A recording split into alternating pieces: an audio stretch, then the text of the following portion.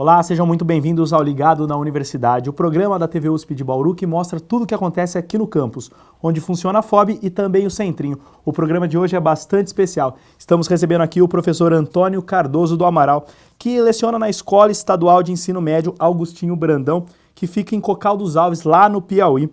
O professor já foi 11 vezes medalhista da Olimpíada Brasileira de Matemática e veio fazer uma palestra aqui na FOB. Professor, primeiramente, muito obrigado por ter aceito o convite da faculdade, o nosso convite dessa entrevista aqui. Muito obrigado, professor. Eu que agradeço, né? Porque é a oportunidade da gente divulgar um pouco desse nosso trabalho, mas vale lembrar que é uma ideia da professora Fidela, que foi conhecer o nosso projeto, ficou extremamente admirada e disse que não podia deixar de trazer para o conhecimento aqui nessa região do estado de São Paulo.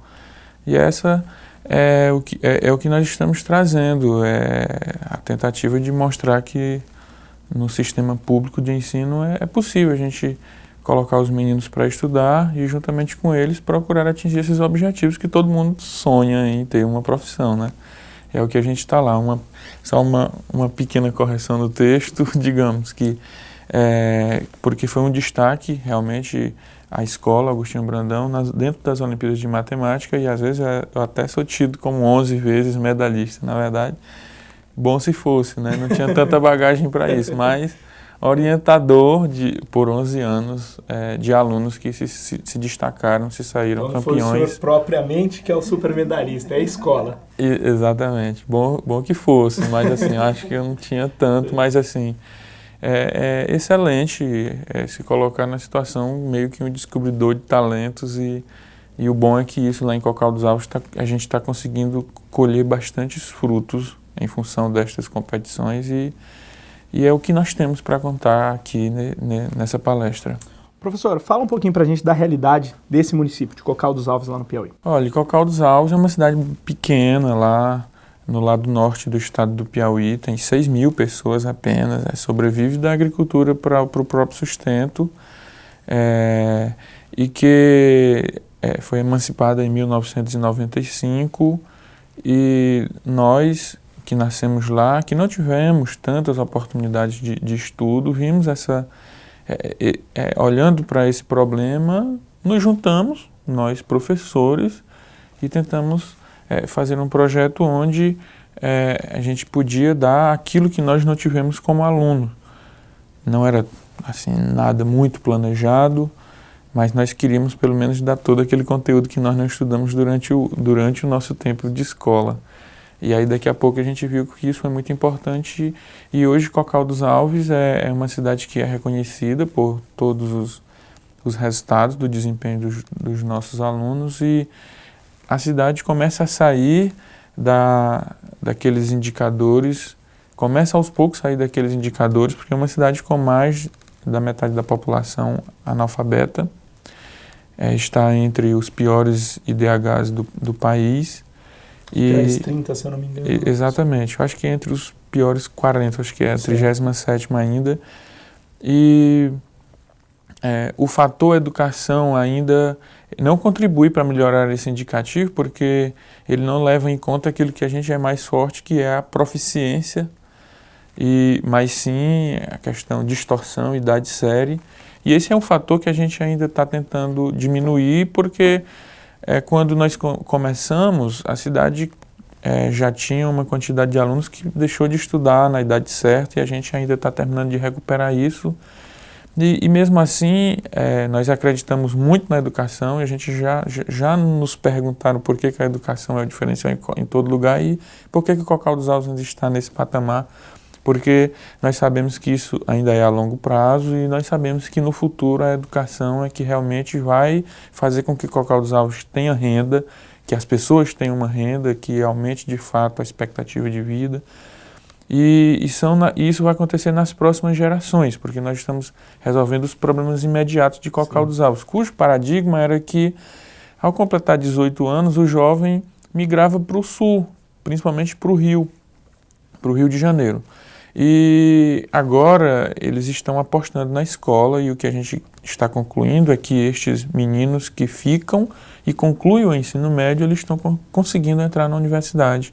estão conseguindo uma profissão, alguns estão voltando para o município. Se você for lá, você já vai ver, por exemplo, que o fisioterapeuta, o psicólogo e a maior parte dos professores são ex-alunos nossos. A exemplo, na Escola Agostinho Brandão, 2/3 dos nossos professores são ex-alunos nossos.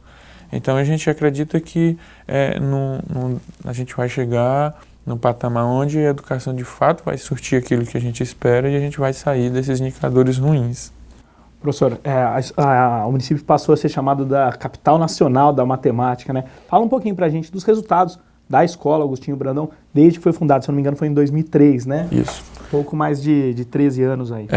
É reconhecida como capital da matemática porque, proporcionalmente ao número de participantes na Olimpíada Brasileira de Matemática das escolas públicas, é a cidade e também tem a escola com a maior taxa de prêmios, de alunos premiados no país.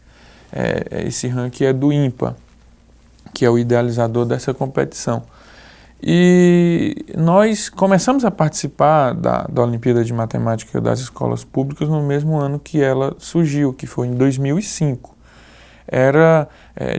A gente não começou exatamente com o surgimento da escola, com a fundação da escola em 2003, a gente começou esse projeto em 2001, mas em 2005 a gente participou meio que na tentativa de medir aquilo, mas sem tantos propósitos, sem saber o que daria, mas a gente se surpreendeu logo no início porque a competição tem um regulamento que só parte dos estudantes que fazem a primeira etapa fazem a última fase. E lá, na época, nós levamos 25 estudantes para a fase final e destes, 17 foram premiados.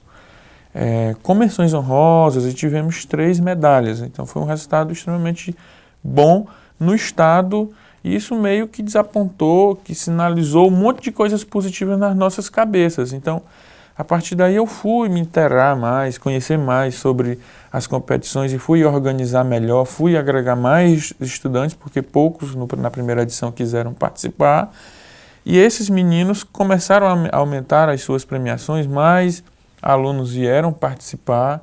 Daqui a pouco outros professores resolveram incentivar seus alunos em outras competições. E hoje a cidade é também reconhecida por ter prêmios na Olimpíada de Robótica, de Astronomia, de Física, de Química, até de Língua Portuguesa, não só nas áreas de exatas. E portanto, ficou desse jeito, vista como a escola e a cidade também que investe nas competições, de uma maneira que procura envolver o máximo possível de alunos, porque nós também conseguimos aproveitá-los para outras eventualidades, como eles, por exemplo, são líderes de grupos de estudo, nós aproveitamos como monitores de turma, de modo que quando eles estão concluindo o ensino médio, que vão fazer a prova do Enem, eles têm um excelente resultado. Ou seja, repercutiu recentemente que, através de um cruzamento de dados do resultado do Enem com o questionário socioeconômico lá no INEP, Agostinho Brandão é a melhor escola pobre do país, quer dizer, com a melhor média entre aqueles que estão nessa faixa, nesse questionário socioeconômico, nessa faixa de renda bem abaixo da média. E isso significa que não é, por exemplo, só um destaque em matemática, né? Isso implica também que os alunos, para ter uma excelente média no Enem, acaba que ele precisa também levar bagagem das outras áreas. E a gente se sente feliz por isso, porque a gente está conseguindo ver esse resultado no todo, no modo geral, que é o que a gente diz que pelo menos 70% dos estudantes que estão concluindo o ensino médio estão conseguindo entrar numa faculdade. Ok, professor. Professor, vamos fazer um breve intervalo. Ligado na universidade e volta já já.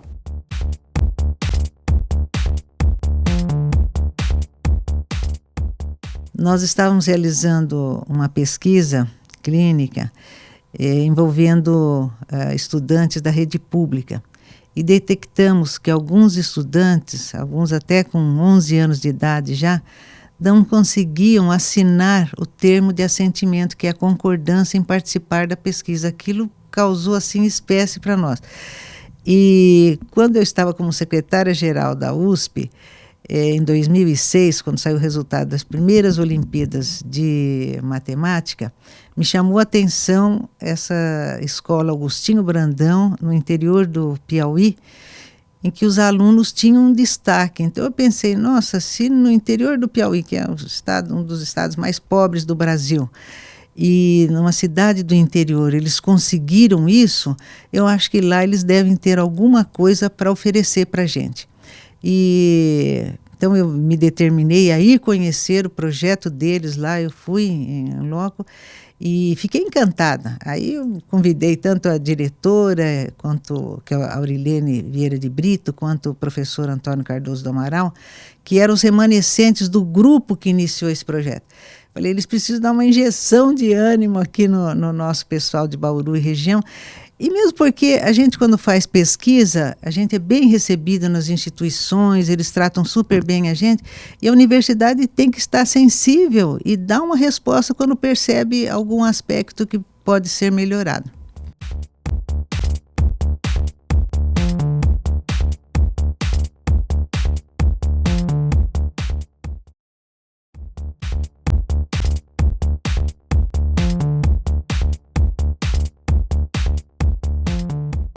Estamos de volta com o Ligado na Universidade, hoje recebendo aqui o professor Antônio Cardoso do Amaral, que é professor lá da Escola de Cocal dos Alves, no Piauí. Professor, mediante tudo que a gente conversou no primeiro bloco, a pergunta que não quero calar, que eu acredito que muitas pessoas já perguntaram isso para vocês.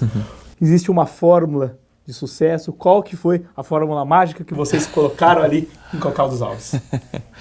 Seria excelente. Assim, se existisse de fato uma fórmula, seria ótimo, porque nós estamos precisando com bastante urgência nesse nosso país e eu não guardaria isso em segredo, sob hipótese alguma. Mas, assim, é fruto de muito trabalho. Assim, ao longo destes 15 anos, assim, é um fruto de grande trabalho, não só meu, mas sim de um grupo de professores, mas principalmente porque nós conseguimos vencer uma barreira que foi fazer com que o nosso estudante acreditasse na escola, acreditasse no nosso trabalho. E hoje tudo que nós levamos, eles abraçam e participam efetivamente. Então eu não sei se isso é uma fórmula. Existem alguns fatores que a gente considera positivos que são muito peculiares de Cocal dos Alves, assim, uma cidade bastante do interior, onde as pessoas, por não conhecerem diversas culturas, ainda vivem a moda antiga. Sim. Então prevalece algumas coisas que são muito bons, respeito. Por exemplo, ainda não chegou alguns desses problemas urbanos lá na cidade, droga, criminalidade. É uma cidade bastante tranquila e hoje que nós não temos problema nenhum de violência, de desrespeito. Então isso acaba ficando mais fácil. Eu não sei se o que nós conseguimos fazer em Cocal dos Alves, nós conseguiríamos fazer em um centro mais urbano, digamos assim, mais difícil. Eu não sei, mas esse é um fator que vem nos ajudar. Por outro lado, claro que também parece até se tornar um pouco mais difícil colocar conteúdo, mas não. As pessoas às vezes perguntam, olha, por ser num lugar onde a informação, esse negócio da internet está chegando ainda e tal, ficou cada vez... Não, isso não, assim, aí vem o nosso entusiasmo e a gente insiste bastante. Então, talvez, se a gente fosse observar mais perto, dentro dos professores de cada uma das áreas, eu diria, por exemplo, particularmente em matemática, que eu procuro também uma formação e a gente desapega de algumas coisas que são mais convencionais. Por exemplo, dentro do ensino de matemática, eu e outros 2 professores, a gente não procura estar ensinando tipo por via de fórmulas ou regras, mas procurando construir mais aquilo que eu vou precisar para utilizar. Então, a nossa formação para isso acaba se tornando uma coisa muito mais pessoal, porque o Estado de fato não vai oferecer. E a gente procura os melhores materiais que existem, por exemplo, dentro da idealização dessa Olimpíada de Matemática, que vem do INPA, que tem a Sociedade Brasileira de Matemática. A gente busca estes meios como parâmetros para a gente estar tentando trabalhar perto com essa matemática que seja mais próxima da prática possível com os alunos. Então, se a gente for para as outras áreas, isso não vai ser diferente. Entendi. Professor, a estrutura da escola. Fala um pouquinho para mim da estrutura da escola. Hoje a gente está num sonho, digamos, em comparação ao que éramos há 6 anos atrás, digamos assim. Hoje nós temos um prédio com 6 salas de aulas bem equipadas, climatizadas, com cadeiras e mesas e lousa bem adequadas, assim. Nós vivemos num ritmo ainda meio que bem tradicional, a gente ainda não está bem capacitado para estar trabalhando conforme são as coisas mais modernas de hoje.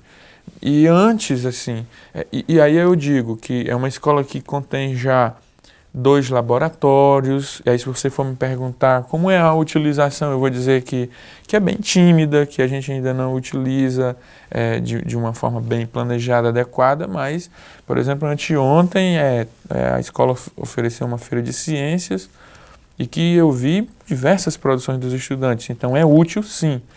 Mas foi uma escola inaugurada em 2011, e não é o diferencial porque foi a nossa responsabilidade, porque antes dessa data de 2011 a gente já tinha esses bons resultados, mas se eu for falar como era no começo, realmente a gente tem muitas ferramentas para desistir. Desculpa, professor, 2011, os laboratórios foram inaugurados em 2011? Isso, em 2011. Mas assim, quando nós começamos, nós tínhamos 2 salas de aula e um pátio. E nós começamos atendendo 3 turmas do ensino fundamental, que era de 6ª série na época, e não tinha cadeira para todo mundo, não tinha espaço, e as aulas no período da tarde eram muito quentes, e nós trabalhamos assim de 4 a 5 anos, e tudo bem, assim, mais tarde Na base do entusiasmo. Exatamente. Da vontade, né? Mais tarde a gente conseguiu ampliar um pouquinho, e já foi melhorando, até que perceberam que realmente era preciso fazer uma escola melhor, porque a gente começava a receber muitas visitas, então era interessante mostrar algo melhor na cidade, no município, e foi quando esse prédio foi inaugurado, e hoje a gente está muito bem. É uma escola de tempo integral desde 2013. Professor, só desculpe te interromper, nessa questão do tempo integral, como fazer uma escola de tempo integral que não seja desinteressante, que não seja, entre aspas, uma prisão para o aluno?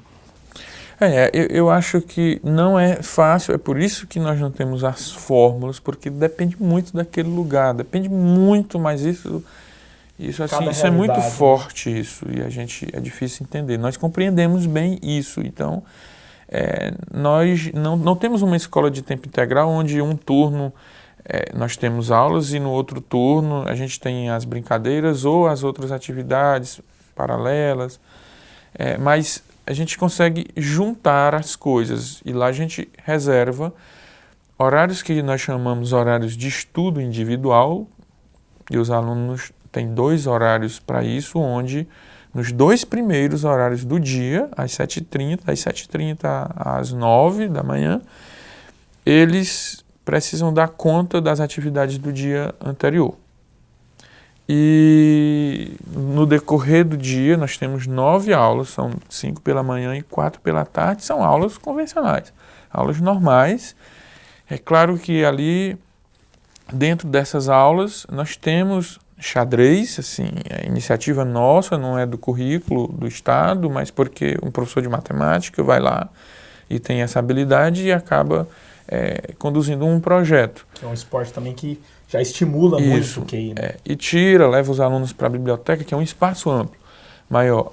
E nós temos música, então a gente consegue dar um jeito de trazer um professor, amigo nosso, lá de uma outra cidade, e ele trabalha música com as crianças do ensino fundamental, e a gente ainda alia com as atividades esportivas, assim, nas aulas de educação física.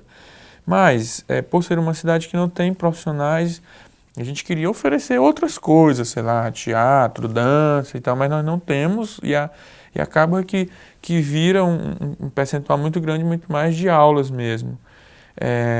Mas a gente consegue aliar bem as coisas e esse é o tempo integral à nossa moda. Nós temos mais aulas, mas a gente consegue aliar algumas atividades. Agora, a excelência disso, o que foi muito bom de tempo integral para nós foi ter o aluno o dia todo, porque a grande maioria dos nossos estudantes vem da zona rural e chegam às 7h30, saem às 16h30 e eles têm a oportunidade de 3 refeições na escola, 2 lanches e um almoço. E muitos não contariam com isso em casa, a gente sabe. Então isso foi bom, a gente convive mais com eles, porque nós temos a sorte de dizer que os pais dos alunos confiam muito na gente e como eles não têm a condição de acompanhá-los, eles precisam cuidar em outras coisas, então no tempo integral isso favorece a estar recuperando o estudante nas suas eventuais fraquezas, digamos assim. Entendi, professor. Professor, vamos fazer mais um breve intervalo. O Ligado na Universidade volta já já.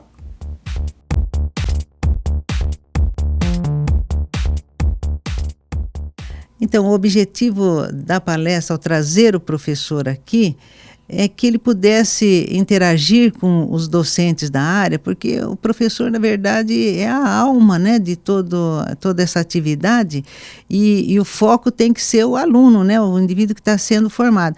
Mas a gente tem que ter também uma perspectiva de que as mudanças na educação não ocorrem de uma hora para outra, elas demandam tempo, mas acima de tudo a gente tem que acreditar num projeto que vai dar certo e fazer essa mudança.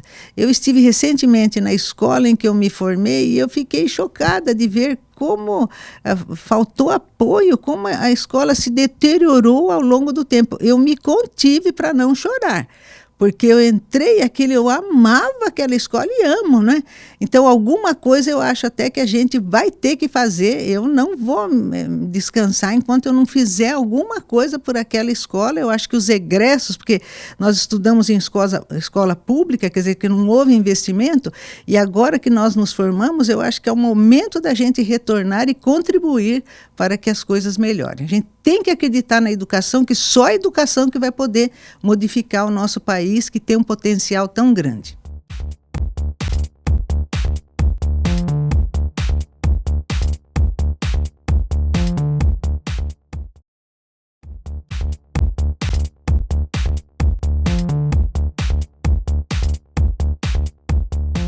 Estamos de volta com o Ligado na Universidade, hoje recebendo aqui o professor Antônio Cardoso do Amaral, que é professor de Cocal dos Alves, lá no Piauí. Professor, hoje a educação está na crista da onda, passando por uma grande polêmica, que é a questão da reforma do ensino médio.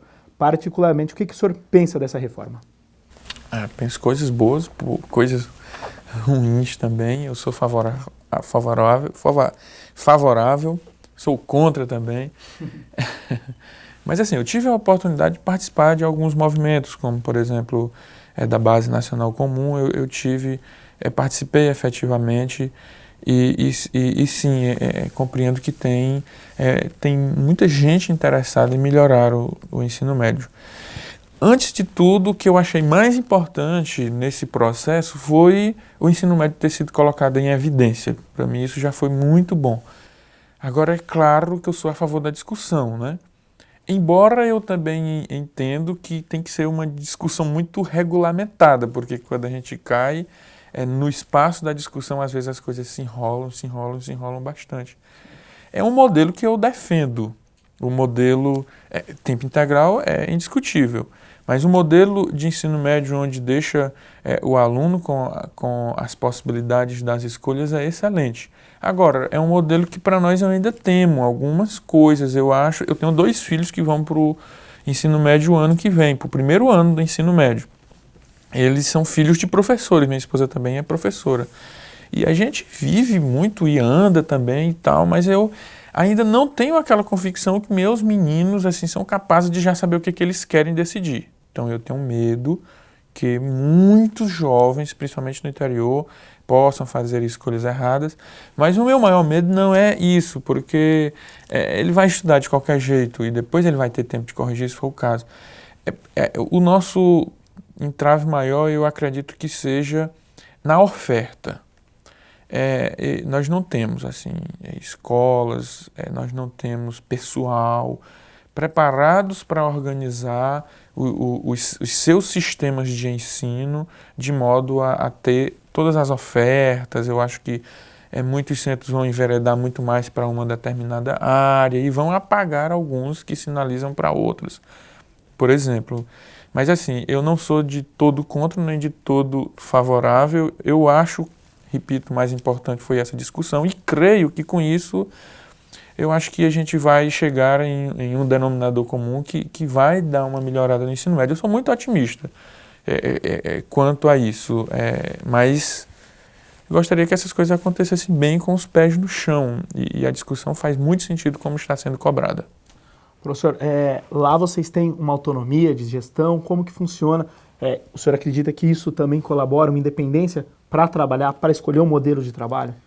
Então, e se, por exemplo, o problema do ensino médio estivesse aí, digamos, nos estados mais pobres, onde reina muito mais aquele modelo político da indicação, que as coisas ainda estão meio à moda mais antiga, em Cocal dos Alves, especialmente na escola Agostinho Brandão, nós conquistamos isso, uma autonomia. Nem foi eleição na comunidade escolar. Eu acho que o município também, a comunidade, nem estaria preparada para isso. Eu coloco em xeque algumas coisas a respeito de uma eventual eleição, mas muito mais pela compreensão de nós professores em dizer quem é a pessoa mais correta, mais certa para gerir a nossa escola. Então nós chegamos nesse patamar. Entendi. Nós temos essa autonomia. Não tem uma indicação política e a gente nem passou por esse processo eleitoral, a gente acha que não é viável ainda lá no nosso lugar, mas é um diferencial incrível para nós, porque é um trato bem que precisa de um serviço muito de gestão, muito bem feito. Eu se me destaco, por exemplo, no ensino de matemática, com o resultado dos meus alunos, eu já não conseguiria, eu avalio que eu já não conseguiria ser um bom gestor. E às vezes a gente tende a misturar essas coisas. E assim, a nossa diretora, Aurilene Vieira de Brito, que deveria estar aqui, na verdade, ela não pôde porque está num período de gravidez, ela realmente consegue conduzir as coisas maravilhosamente bem, e consegue agir na hora certa, e nós temos muita confiança, e a recíproca também é verdadeira, e a gente tem isso principalmente por conta dessa conquista, dessa autonomia da escolha, e a escola consegue gerir tudo. Nós temos o nosso transporte próprio, transporte escolar próprio, foi uma outra conquista, mas dentro da garantia da nossa responsabilidade, porque a gente tem uma gestão bem responsável, nós temos nós ganhamos o direito de ter um monte de coisa às nossas mãos que nós sabemos como deve melhor funcionar do que aquele que está lá na supervisão de ensino, daquele que é o político representante do partido X, como ocorre em muitos lugares. Eu acho que isso é um atraso enorme quando as coisas são levadas nesse sentido. Professor, o que o senhor acha, qual a avaliação do senhor sobre compartilhar essa experiência, estar aqui em Bauru hoje compartilhando essa experiência, levando? O senhor deixou bem claro que cada local tem sua especificidade, sua realidade, mas como que o senhor avalia essa importância de levar essa experiência que vocês tiveram bem sucedida, que está sendo bem sucedida lá do Piauí para cá?